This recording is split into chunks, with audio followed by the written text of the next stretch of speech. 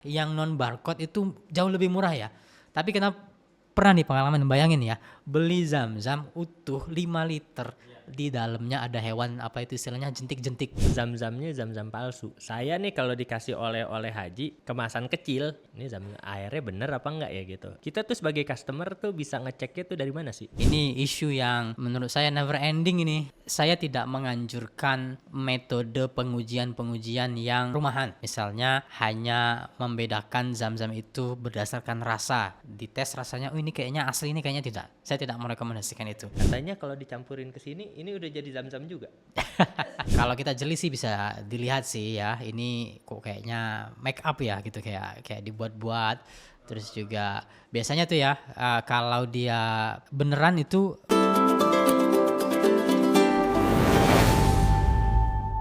Pulang haji atau umroh biasanya nggak lengkap kalau nggak pakai oleh-oleh.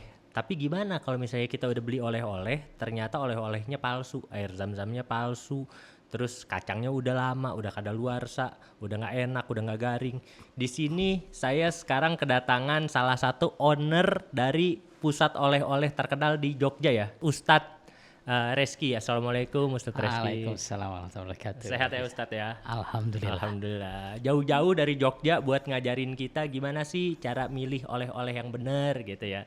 Ustadz ntar di-share-share aja Ustadz. Insyaallah. Bismillah. Ustadz, Ana mau nanya. Kalau Ustadz ini kan punya usaha oleh-oleh haji dan umroh. Nah, brandnya namanya Venham. Jadi Betul. Venham itu tuh sebenarnya apa sih? Oke. Nah, Terima kasih telah mengundang kami ke acara podcast ini. Sebuah kehormatan. Venham itu brand dari perusahaan yang saya rintis. Kalau ditanya produknya apa, saya bawa contohnya boleh ya? boleh. Sekalian nih, ini bukan settingan, saya memang baru pulang umroh. Oh, Masya Allah. Ini kita bawakan spesial untuk Mas Rizal. Alhamdulillah, terima kasih banyak Ustadz. Masya Allah nih. Boleh dibuka dulu kali ya? Iya. Lihat ya. Izin buka ya. Oke. Oh, Masya Allah. Masya Allah. Widih. Masya Allah. Isinya ada.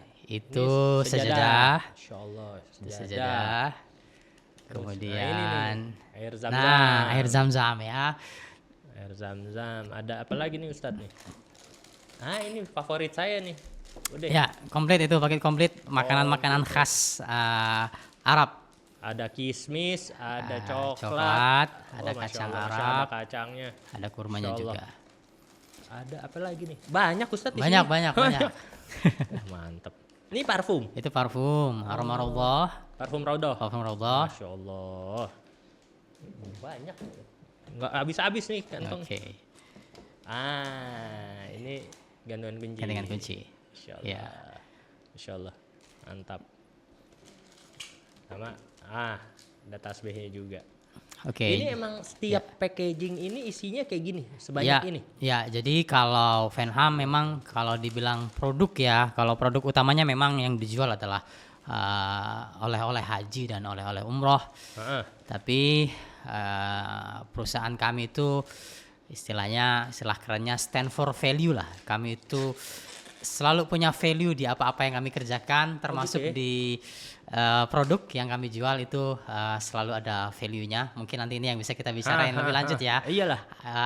Yang terlihat appearance-nya, penampakannya seperti ini. Banyak cerita di baliknya ini. Value apa di balik produk seperti ini, nanti mungkin bisa kita Masya ceritakan Allah. sambil jalan. Iya. Ustadz, jadi boleh nih dijelasin. Jadi dari sekedar orang kan mikirnya kan jualan oleh-oleh itu sama aja gitu Ya, kan ya. ya. Maksudnya ya udah jualannya kacang juga, air zam-zam lagi gitu. Ya. Apa sih yang ngebedain Venham dengan oleh-oleh yang lain? Oke. Ini saya izin taruh dulu ya Ustadz Ya. ya. Nah, jadi tadi sudah saya bilang ya, perusahaan kami itu stand for value. Ada value-value yang kami perjuangkan dalam produk. Tim kami ada value-nya, model bisnis kami ada value-nya. Kita bicara fokus dulu di produk. Jadi begini, kalau produk umroh itu ada 2 karakteristik utamanya tuh. Satu, practicality, yang kedua emosi. Oke. 2 alasan utama ini orang beli oleh-oleh umroh. Ya. Practicality-nya kita paham lah, orang nggak mau ribet ketika di tanah suci, biar fokus ibadah aja. biar koper tidak overweight, Benar, yaudah kita beli benar. di tanah air aja nih. Iya. Sana nanti biar fokus ibadah nih. Hah. Itu yang pertama. Yang kedua itu yang ini yang jauh lebih penting sebetulnya adalah faktor emosi. Oke, ini kan mungkin perjalanan umroh itu bagi kebanyakan orang hanya perjalanan satu kali seumur hidup. Kalau haji lebih besar lagi peluangnya, ini hanya sekali seumur hidup. Perjalanan sakral, pulang ke tanah air, emosinya itu ingin bersyukur kepada Allah atas kesempatan sudah haji, sudah umroh, ingin berbagi di sebagian tempat istilahnya itu berbagi berkah nih. Nah, makanya di produk umroh itu ada nilai emosinya. Oke. Nah, jadi itu yang kami perjuangkan. Produk itu nggak cuma sekedar fisik loh, tapi ada value-nya loh, value practicality-nya, ada value emosionalnya. Yang ini kami di Venham sudah beberapa tahun berupaya untuk menangkap itu. Kami tangkap bagaimana value emosi dan practicality itu terwujud di dalam sebuah produk. Contoh yang udah terjadi, maksudnya yang udah Ustadz sendiri alamin, apa tuh Ustadz?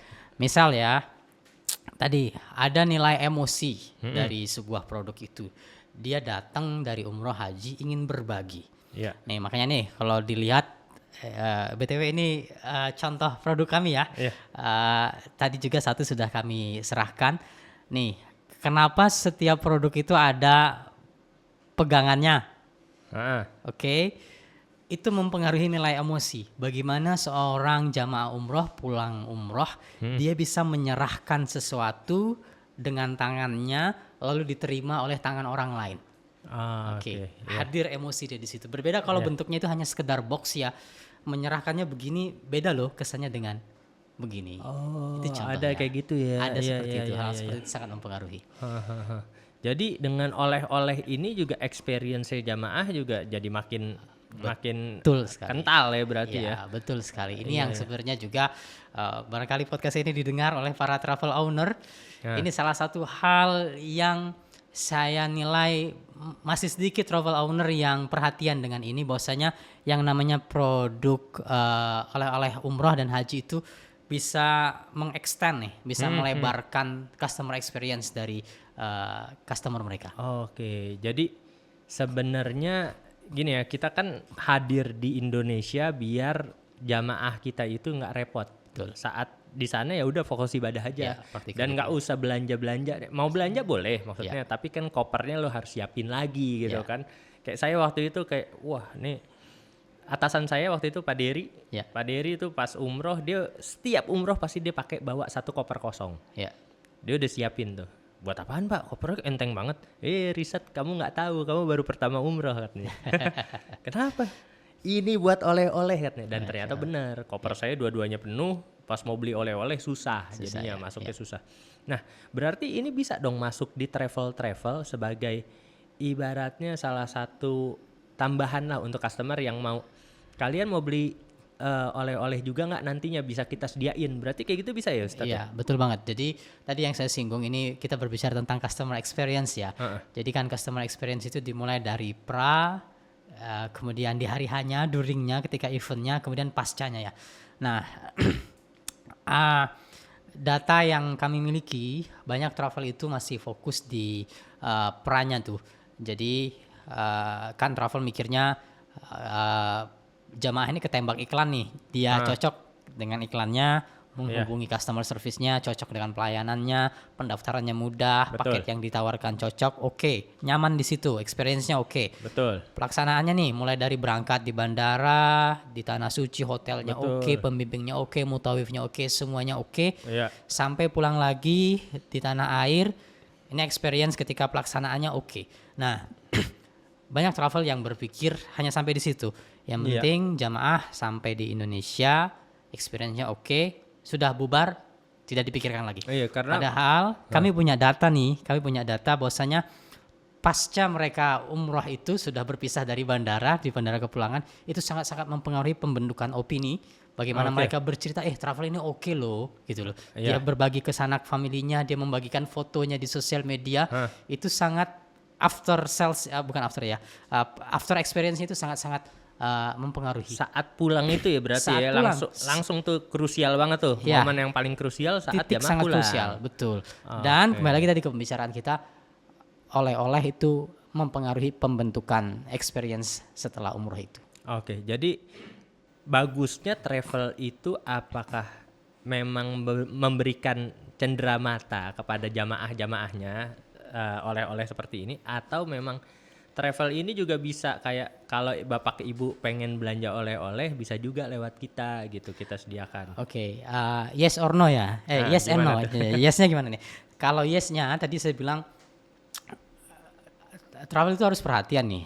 Nggak cuma selamat sampai tanah air, tidak dipikirkan after experience-nya, Iya. harus mikirin. Nah, tapi yang saya maksudkan no itu maksudnya adalah harus berhati-hati. Saya punya pengalaman nyata ya, sebuah travel yang datang ke kami, datang ke Venham dengan kalimat seperti ini. Kami kurang lebih ya, kami tobat deh ngurusin oleh-oleh umroh sendiri. Loh, kenapa? Heeh.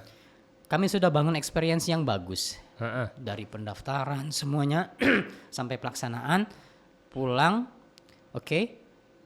Udah Semuanya oke oke, semua. semuanya oke. Iya. Jamaah sampai rumah, dia pesan oleh-oleh ke travelnya, Oke. travel kirimkan oleh-oleh ke rumahnya. Begitu dia sampai, dia buka oleh-olehnya, dia kecewa berat karena salah, tidak sesuai ekspektasi dia. Oke. Oke, Iya. Heeh. akhirnya apa tuh yang terjadi? Runtuh semua tuh dari Iya. awal yang di experience sudah dibangun Bener. bagus, Bener, runtuh hanya di akhir ini. Nah, Iya. jadi kita harus cari saran saya untuk travel harus cari titik tengah. Satu sisi ini memang harus dipikirin ya, Iya, iya. afternya tuh harus dipikirin, after journey-nya itu. Tapi satu sisi juga harus berhati-hati kalau memang nggak yakin operasional kuat untuk Iya, menangani oleh-oleh umroh yang mungkin dianggap kecil dibandingkan keseluruhan perjalanan Benar. umroh. Karena kan biasanya kan oleh-oleh dianggap sepele, Ustadz. Maksudnya kayak Betul. yang penting jamaah tidurnya terjamin, hotelnya oke, Betul. itinerary-nya semuanya terjaga, bisnya oke, makannya oke. Jadi Ya. nggak dipikirin tuh sama Ya. owner-owner travel kayak ternyata ada jamaah yang sampai akhirnya butuh oleh-oleh. Betul. Nah, oleh-olehnya saat datang jelek ya udah hancur semua Ya. jelek tuh ya. Ya, ditambah lagi kan kita paham secara psikologis, Heeh. pulang kondisi capek. Iya. Oke, kondisi capek. Sudah kepikiran nanti tetangga mau datang, Iya. keluarga mau Itu, datang, iya, benar. mau bagi-bagi, sudah Iya. sudah ancang-ancang mau bagi-bagi hadiah, ternyata hadiahnya tidak sesuai Itu yang dengan bikin yang kecewa direncanakan, banget itu yang tuh. bikin kecewa banget. Iya, benar. Psikologisnya kena banget tuh di Betul. situ ya. Idih. Cuma balik lagi Ustadz, kalau nanti seumpama ini kan Venham nih salah satu yang oke lah menurut saya nih dari segi pelopor oleh-oleh nih oke lah, dari packaging, dari service, kualitas. Oke. Kalau seumpama nanti ada pesaingnya, Oke. ada yang oke juga nih bisnis oleh-oleh, bisa lah packaging saya bisa gitu. Oke. Apa yang dia nggak bisa tiru? Oke, ini pertanyaan sangat menarik nih. Jadi ada di momen saya berbisnis di Venham ini, kita cukup frustasi karena sekarang kan eranya kompetisi terbuka ya, adanya marketplace, adanya platform-platform e-commerce. Saya bisa katakan, Mas Rizat, setiap produk yang kami launching Ya. pasti ditiru oleh banyak orang. Tidak hanya ditiru tapi oleh banyak orang. Tuh kan. Silakan Iya. nih cari di e-commerce apapun ini saya bisa katakan kami pelopor nomor 1 kemasan seperti ini. Oke. Mungkin tahun lalu ya kami survei itu sudah ada 30 penjual yang berbeda yang meniru produk ini. Sama juga dengan ini, semuanya lah. Kami bisa katakan semuanya itu pasti ditiru. Oke, dan kami percaya diri mengatakan kami pionir sebenarnya. Iya. Nah, tapi kan ya sampai kapan kita mau seperti itu? Betul. Oke. Makanya dari perenungan itulah, dari experience itulah, kemudian saya sebagai CEO berpikir kita nggak bisa menjadikan ini sebagai strategi utama. Ya. Oke. Produk penting, packaging penting, appearance-nya penting, penampakan itu penting. Tapi bukan itu strategi utama kita. Permisalan ini saya sering sampaikan sama tim ya di Venham. Packaging, penampilan itu ibaratnya kita mau perang, punya pistol yang canggih. Iya. Oke, punya pistol yang canggih nih. Tapi yang membuat yang menentukan pemenang dalam perang itu bukan cuma pistol, tapi sistem persenjataannya, sistem pertahanannya, alutsistanya. Iya. Mungkin ada radarnya, ada menara pengawasnya, ada pasukan daratnya, lautnya, udaranya yang komplit, dialah yang akan menang. Oh, jadi yang benar-benar proper, yang siap, semuanya bukan sekedar senjata doang berarti. Yes, bukan Oke. senjata. Nah, sekali lagi saya tidak katakan produk itu tidak penting, packaging itu semua penting. Iya. Tapi itu bukan senjata utama kita untuk menangkan peperangan. Sama juga dalam kompetisi bisnis, Oke. kami harus membangun kapabilitas yang lebih kompleks di perusahaan ini untuk memenangkan persaingan itu. Iya. Sehingga sekarang alhamdulillah kami percaya diri mengatakan silahkan orang meniru produk kita. Hah. Kita head to head di market. Belum tentu orang yang meniru bisa membuat harga lebih murah, dia akan keluar sebagai pemenang. Oke, berarti sekarang kalau dari segi harga Venham masih jauh lebih unggul. Harga sih beragam ya, ada yang lebih mahal dari kami, ada yang lebih murah, yang sama persis lebih murah juga ada. Tapi kami yakin orang memilih itu tidak semata-mata melihat, oh ini sama tapi kok lebih murah dia memilih itu. Iya. Tidak semata-mata oleh hal itu, tidak sesimpel itu. Berarti apalagi Ustadz, selain packaging, apa yang udah dikasih sama Venham nih yang disematkan jadi kayak apa ya, visi misinya perusahaan lah. Betul. Maksudnya nggak boleh berubah, yang Iya. memang harus dijalanin, bukan sekedar packaging doang. Ya, Itu apa tuh kalau Ustadz? istilahnya saya tadi, value perusahaan kami yang Value-nya. kami stand for-nya, kami berjuang untuk itu adalah Heeh. kepercayaan, trust. Oh, Ya. Oke. Orang boleh menjual produk yang sama lebih murah, Mm-mm. tapi tetap penentu akhir orang itu membeli sebuah produk itu adalah kepercayaan. Makanya ini yang kami bangun di semua lini, dari purchasing bahan baku, Ya. bagaimana kita bisa amanah dalam hal ini. Tadi sudah disinggung masalah Zam-Zam, Iya. ya kita harus trusted dalam hal ini, terpercaya. Kemudian dalam hal manajemen stok, menjaga bahan baku. Banyak problem itu masalah kutu ya, di kurma ada kutunya, di kacang ada kutunya. Kami harus menjaga kualitas itu. Bagaimana tim sales kami ketika berinteraksi dengan customer, fulfillment-nya, pemenuhan order, semuanya harus terpercaya. Sehingga ini strategi utamanya sebenarnya, membangun kepercayaan customer. Harga boleh lebih murah dari kami di tempat lain, tapi tetap orang akan memilih yang terpercaya. Iya, oke, berarti memang trust-nya itu dari Betul. dari pelayanan dan dari produknya juga harus dijaga benar-benar ya. Betul. Oke. Nah, kan sekarang ini kan lagi marak isunya Ustadz. Ya. Zam-zamnya zam-zam palsu.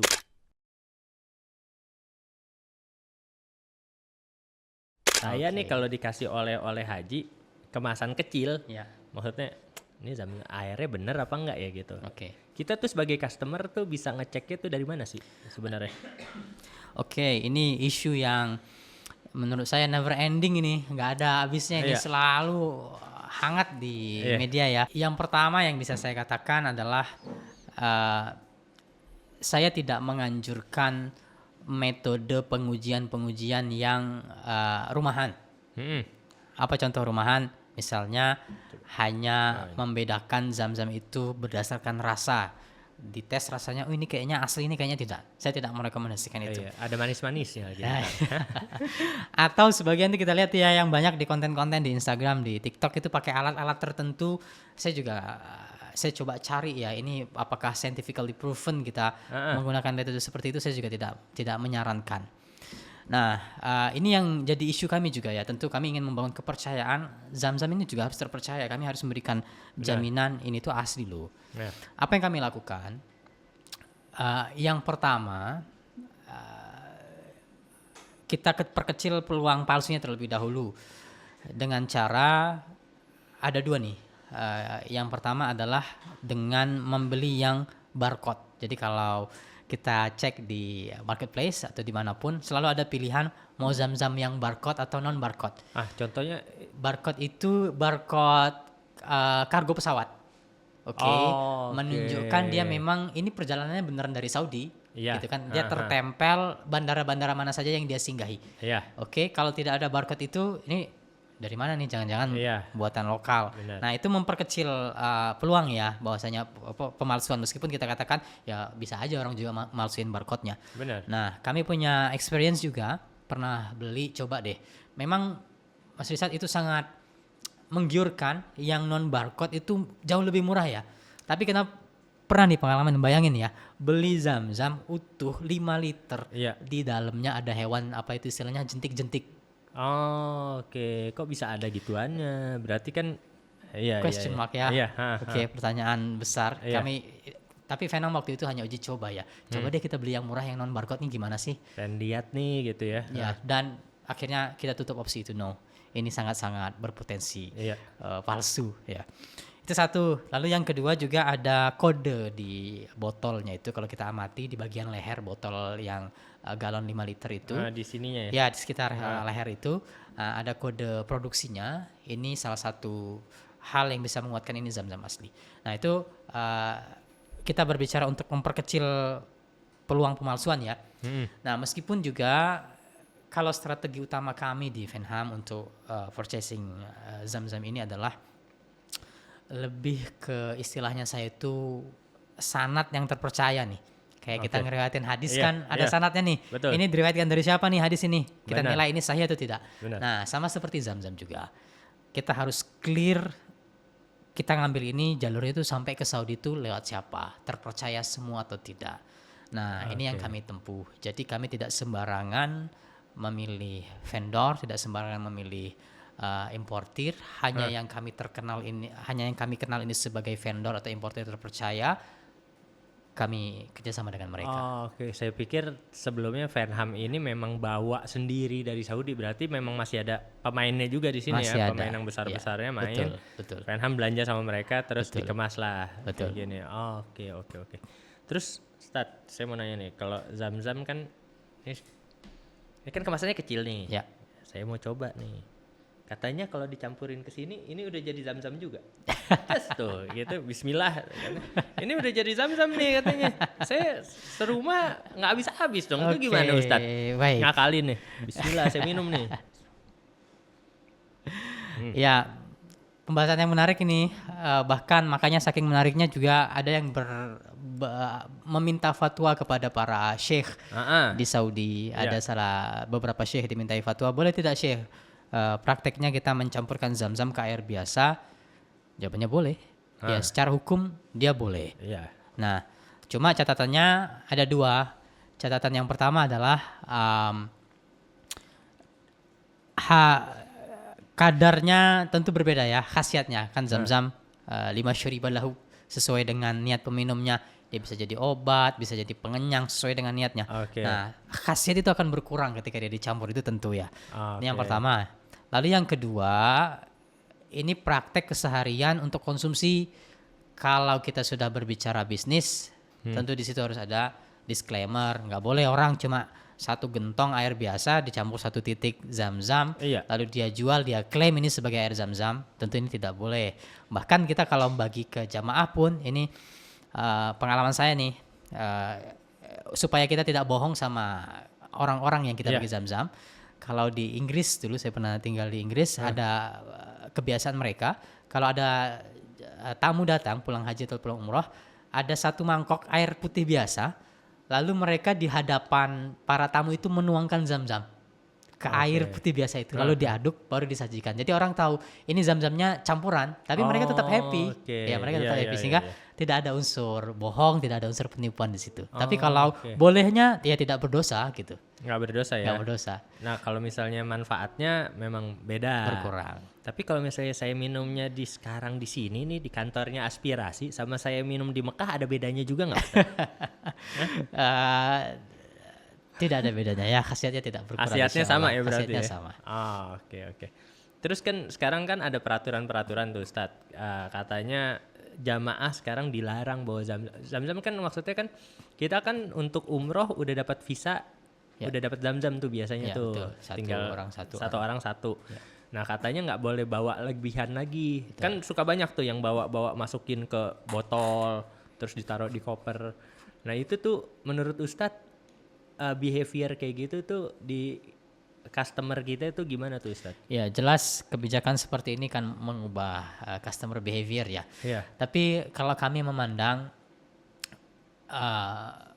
yang kami edukasi kepada jamaah adalah tetap compliance ya, ketaatan terhadap aturan, karena tentu ini berbicara tentang keamanan ketertiban, karena kan banyak katanya kasusnya dibawa di dalam koper pada tumpah, Iya, mempengaruhi yang basah. lain, jadi Benar. pada basah, mempengaruhi keselamatan juga katanya.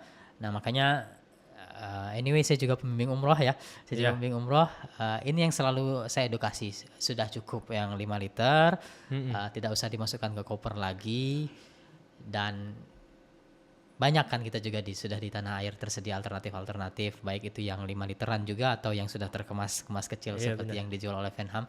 Itu jelas mengubah behavior dari para customer. Coba pada Begitu. nakal Ustadz, bener. Jamaahnya tuh pada, masa kita sebagai pembimbing harus buka-bukain koper mereka kan nggak mungkin ya. Iya. Tapi ntar tiba-tiba pas udah di sana ditahan, kita yang sebagai pembimbingnya disuruh, aduh ibu, kenapa sih ibu gitu. Iya. Cuman emang ya begitulah. Jadi kalau jadi jamaah umroh jangan nakal guys, please jangan nakal karena pembimbingnya juga capek ya, ngasih taunya tuh capek. Nah kalau misalnya kasus-kasus zam-zam palsu yang beredar di sekarang ada nih, menurut Ustadz ngelihat fenomena itu kayak gimana Ustadz? Ya satu sisi kita miris ya, karena begini tadi saya bilang produk oleh-oleh haji umroh itu ada unsur emosi ya. Iya. Apa emosi yang sangat kuat di oleh-oleh itu? Di antaranya adalah air zam-zam. Oke. Air zam-zam itu value dan emosinya sangat kuat tuh. Ini yang ingin dibagikan utamanya oleh jamaah itu. Nah, orang niatnya baik, ingin berbagi keberkahan seperti itu, tapi kok ada tega-teganya iya. oknum-oknum yang memalsukan itu. Iya. Ini berat nanti pertanggungjawabannya di hadapan Allah Subhanahu wa taala, sangat-sangat berat. Iya. Ya, jadi kita sangat miris.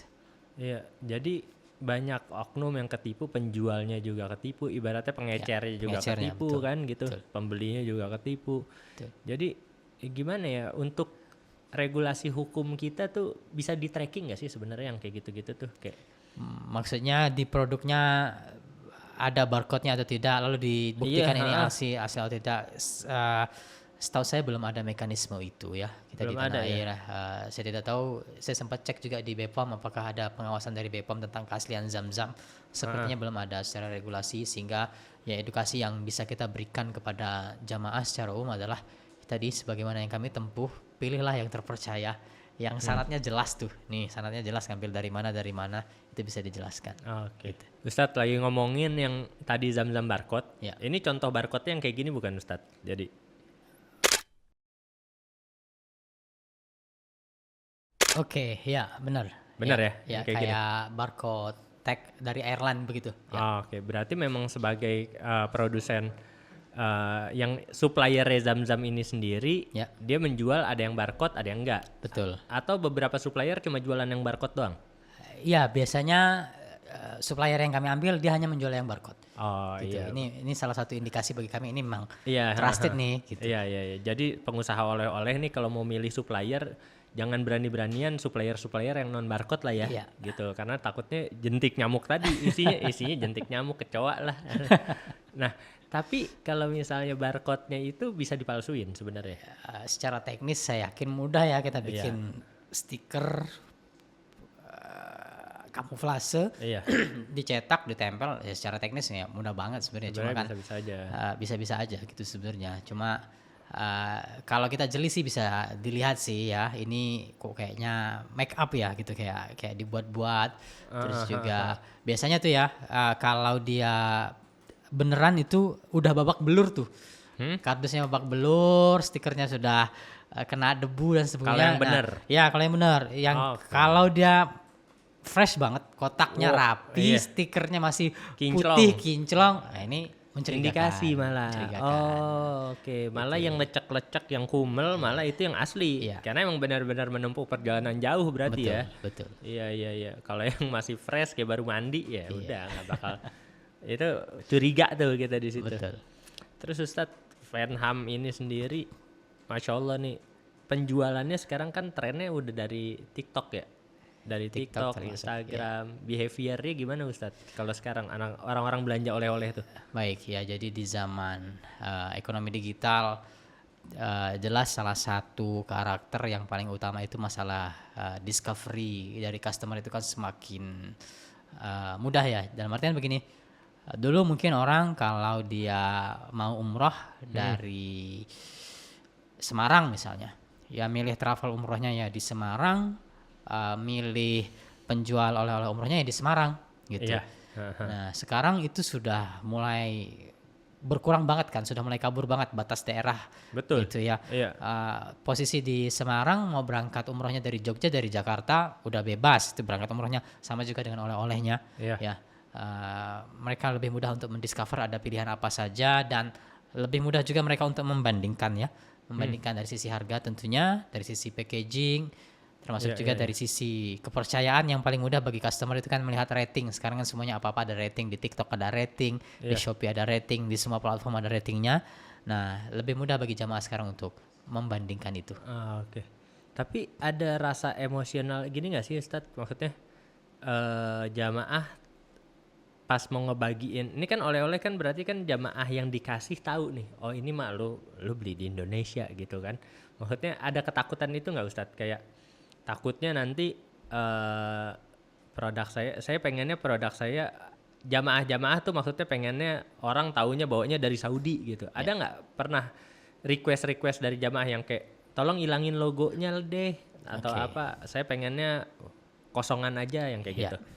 Kalau berbicara kemasan, iya, ya ada sebagian customer kami yang dia khawatir atas hal itu. Oh, ini kok tulisannya doanya ada kayak ini ya.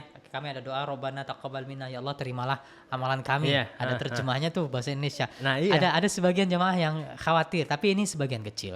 Karena saya yakin tadi saya bilang ada dua ya karakteristik produk umroh ini, practicality dan emosi. Nah, emosi ini lebih menang. Emosi ini lebih menang. Orang nggak terlalu peduli sebenarnya apa yang tertulis ini logonya Indonesia atau tidak, tapi emosinya itu tersampaikan. Makanya yang lebih dilihat itu adalah tadi, ada zam-zamnya. Zam-zam kan meskipun kemasan Indonesia ini mesti dari sana gitu kan. Ada kurma ajwanya, kurma ajwa kan cuma dari Madinah, meskipun dikemas di Indonesia tapi kan kurma ajwa cuma dari Madinah. Kemudian coklat kerikil nih kan khas banget nih, nggak ada nih coklat kerikil diproduksi di Indonesia. Sehingga tadi kekhawatiran itu tertutupi oleh emosi dari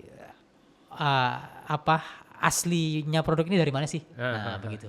Nah, biasanya Ustadz, saya mau nanya lagi. Biasanya per jamaah umroh yang order ke Venham, biasanya berapa piece sih? Berapa paket gitu ibaratnya. Namanya oleh-oleh kan pasti kan mau bagi-bagi. Biasanya yang minimal sampai yang maksimal pernah berapa Ustadz? Beragam sekali ya. Karena kami melayani berbagai kebutuhan jamaah. Saya ingat yang paling besar per orderan per orang itu pernah sampai 1.000 pieces. 1.000 piece? Satu orang bagi 1.000 piece, Masya Allah, dia mau bagi-bagi sekampung ya berarti. Nah, ini juga menarik nih, Mas. Ada sebagian culture di tempat kita di Indonesia, terkhusus di Jawa. Culture-nya adalah orang kalau ada orang pulang umroh, nggak peduli kenal atau tidak kenal, berhak untuk datang ke rumah minta oleh-oleh. Ya Allah, kok ada bisa sebagian daerah sih? seperti itu. Ya, kita senang banget dong jualan di daerah seperti ini ya. Makanya dia harus nyediain sampai 1.000 tuh. Karena kenal nggak kenal berhak datang dapat oleh-oleh. Dengar, Bapak, kalau udah habis ya udah habis lah. Udah habis ya, udah habis. Iya.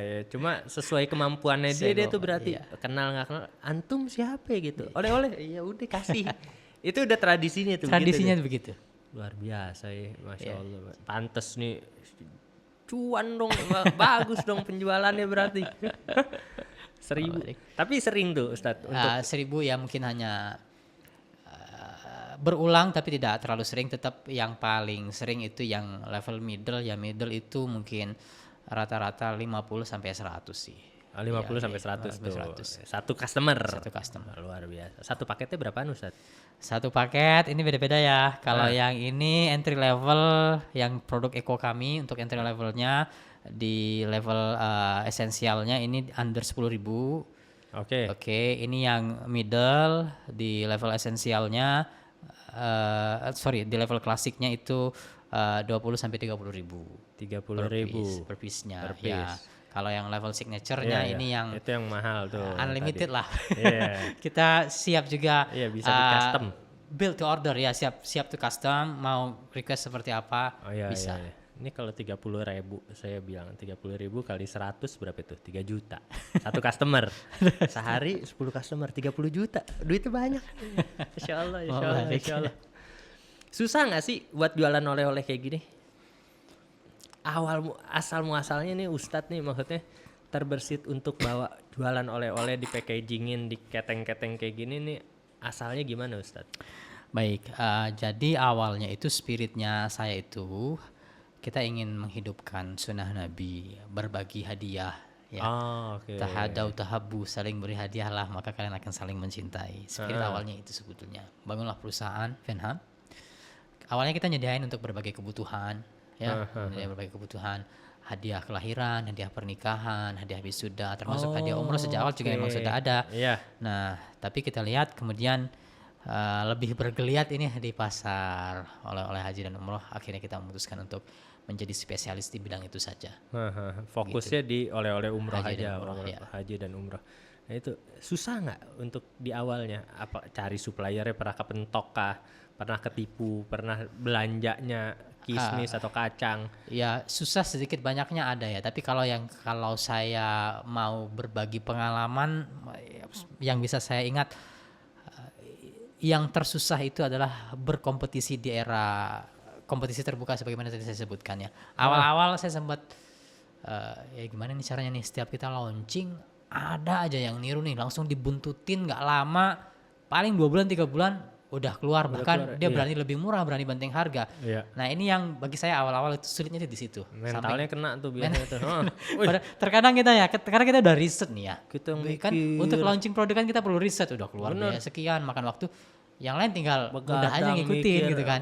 Di copy Allah. Ini yang agak sulit bagi saya di awal-awal, tapi ya alhamdulillah Allah bukakan jalan, kita ketemu. Oke, berbisnis tidak hanya tentang produk, banyak hal lain yang juga mempengaruhi. Jadi lebih ditonjolkan di produknya akhirnya, maksudnya di kualitasnya, di trustnya itu ya tadi berarti kepercayaan tadi yang sulit ditiru. Produk kemasan mudah sekali ditiru, tapi kepercayaan itu yang sulit ditiru. Membangunnya butuh proses yang panjang, berjibaku, sehingga customer bisa percaya dengan kami. Insya Allah. Terus di era sekarang konten-konten berseliweran, konten yang paling kemakan biasanya dari audiensnya Venham tuh konten apa? Oke, jadi kalau dari sudut marketing sulit sebenarnya untuk saya katakan mana yang paling kemakan kalau istilahnya ya. Karena kan marketing itu dia sebuah proses ya, istilahnya ada teori funneling ya. Dari content awareness doang nih. Kemudian dari consideration sampai dia closing tuh. Nah, secara funnel kan seperti itu dia. Sehingga saya bisa katakan semuanya itu saling berkaitan. Ya kalau betul-betul mau gacor nih ya istilahnya jualan, ya semua konten itu harus dibangun. Nah, cuma kadang untuk pebisnis awal ya nggak sabar. Kita bikin konten awareness itu kan nggak langsung jualan ya, tapi itu dia sangat berpengaruh. Setuju, iya benar, setuju, iya. Ini udah marketing 4.0 nih, apa 6.0 kayaknya. Lanjut tuh. Jadi kan kadang tuh ngobrol sama teman-teman juga kan owner bisnis tertentu, kita saranin bikin konten awareness. Apaan awareness? Kita butuhnya closing, kita butuhnya conversion gitu ya.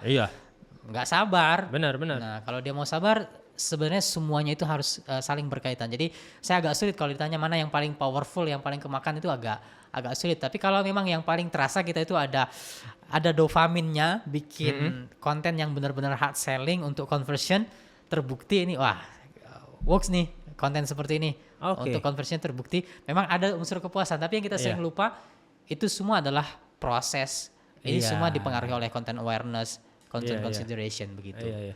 Berarti memang kita harus buat dulu funnelnya. Betul, harus ada funnelnya. Orang juga capek dikasih produk lagi. Apalagi sekarang eranya skip. Kalau udah mainnya ke produk lagi kan orang udah males gitu ya. Berarti memang harus dikasih dulu ada edukasinya berarti gitu ya. Edukasi terus baru sedikit berapa persen biasanya conversionnya tuh yang buat jualannya berapa persen? Conversionnya ya harusnya dia porsi yang paling sedikit kan karena dia namanya funnel ya. Ini gede, semakin mengkerucut. Ini porsinya sedikit, tapi dia yang memang paling menghasilkan di situ. Kalau mau jualan jadi guys jangan apa-apa jual produk. Enggak begitu. Sekarang harus pintar-pintar deh belajar ya marketing sama Ustadz. Sama Ustadz nih Masya Allah. Terakhir Ustadz, untuk Ustadz ngelihat nih industri ini 5 tahun ke depan akan seperti apa Ustadz?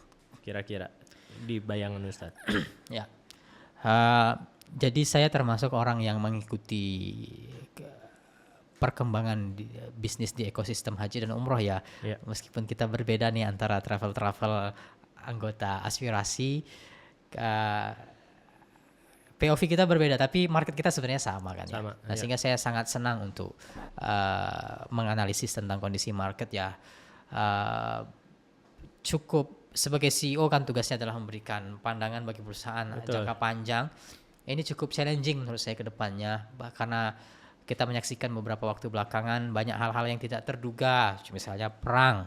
Ini kan sangat memukul industri ini ya. Betul. Adanya perang di Timur Tengah, kemudian tren perubahan kebijakan itu yang kita sulit untuk menebaknya. Misal nih kayak terakhir Garuda punya kebijakan per September ini efektif mengubah kebijakan bagasi yang awalnya 30 kilo satu koper, artinya jamaah bisa bawa koper besar. Sekarang diubah jadi 2 kali 23. 23 kilo. Jadi boleh 2 koper tapi kopernya lebih kecil. Iya, harus yang 23 kilo doang. Ya, harus 23 kilo doang. Nah, tapi ini juga totalnya lebih banyak. Ini juga akan mempengaruhi secara psikologis bagaimana kenyamanan jamaah itu untuk berbelanja. Nah, jadi intinya adalah banyak poin uncertainty sebetulnya ya ke depannya itu, sehingga kalau kami di perusahaan kami harus punya adaptability, harus bisa beradaptasi dengan cepat. Kalau ada perubahan kondisi market yang demikian harus bisa berubah. Nah, makanya poin yang ingin saya sampaikan atas pertanyaan tadi, siaplah atas perubahan. Harus bersiap atas perubahan apa, kita tiba-tiba berbelok ke sini, tiba-tiba berbelok ke sini. Tapi saya bisa katakan market ini insya Allah tidak akan sepi. Ya, ini bagian penting bagi seorang muslim, perjalanan suci, haji dan umroh. Haji dan umroh sampai hari kiamat bakal tetap ada. Cuma mungkin yang akan berubah adalah kondisi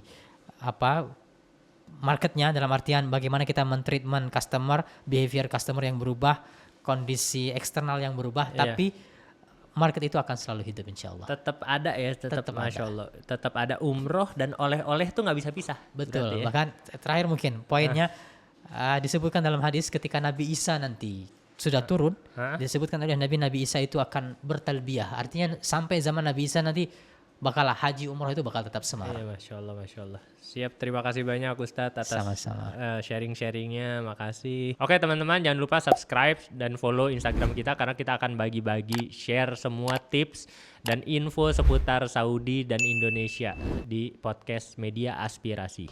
Terima kasih. Udah jauh-jauh dari Jogja, makasih banyak Ustadz. Assalamualaikum warahmatullahi wabarakatuh. Assalamualaikum warahmatullahi wabarakatuh.